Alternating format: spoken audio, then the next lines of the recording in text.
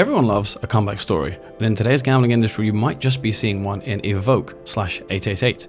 Per Widerström, who took over last year, has definitely steered the ship in a new direction, and today we see the acquisition of the Winner.ro brand in Romania. Now, obviously it remains to be seen whether Evoke is onto a winner with this one, but we can definitely see the rationale behind the move. The company described the market conditions in Romania as high growth and high barriers to entry, and that was a really interesting point because as neutrals and objectively, when you discuss a market, high barriers to entry, of course, are not a good quality.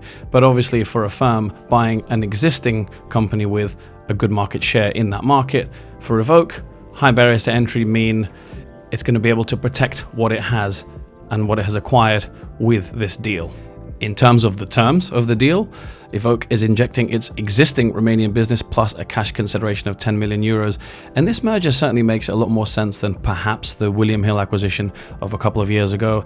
Now, with a roughly 2 billion deal to buy that company, obviously it was a lot of kudos for 888 at the time.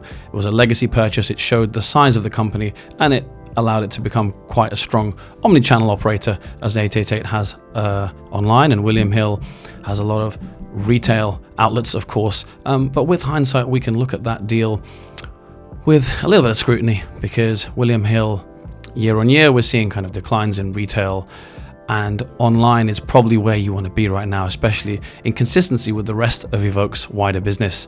And that's where this Winner deal makes a lot of sense. Online, let's say a European market, Evoke is now describing Romania as its fifth core market, and we can definitely see the Widerström effect. Shares are up 10% this week, and this morning after the deal was announced, they were up 2%. Under the CEO's guidance, we've seen the rebrand from 888 to Evoke. We've seen an exit from the US, and we've now seen this acquisition. So a definite turn in strategy from expensive markets to, as they've described, high growth and high barrier to entry markets. It'll be interesting to see if there's any more to come, but certainly this deal for now is big enough news for where Evoke is going in the future. Now, overall, it's definitely going to be a tough task for Widerström at Evoke, but if anyone can do the job, many believe it's him. He did a great job at Fortuna Entertainment, and his strong emphasis on compliance and regulated markets is exactly what Evoke needed /888 needed after its recent news stories and headlines in the last couple of years. One thing the company does need to be aware of course, though, is not to become perhaps the next Entain, because simply buying strong brands in Europe one after another was a strategy that simply did not work for that operator. And when I say operator, I wanted to say industry giant. It used to be an industry giant, and now that position is fast dwindling. Of course, activist investors, particularly after Entain bought STS in Poland, spoke of the company being tone deaf and spoke of the company potentially wasting its M&A capital and resources.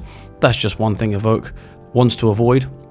Of course, we can't say after one acquisition that it's becoming wasteful, but we also can't say after one acquisition that it's going to rule the market and reach the old share price of £4.50 and beyond.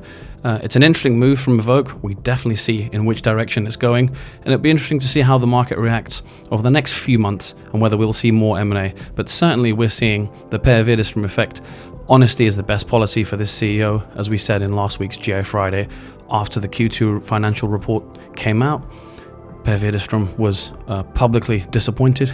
He didn't mince his words, and you often find that if a CEO is brushing things under the carpet and pretending issues don't exist, that's a more worrying sign than one that says, yep, growth was down, we don't appreciate that, and this is what we're looking to do to fix it. And this merger is something that's definitely going to help, at least in its attempts to correct its course.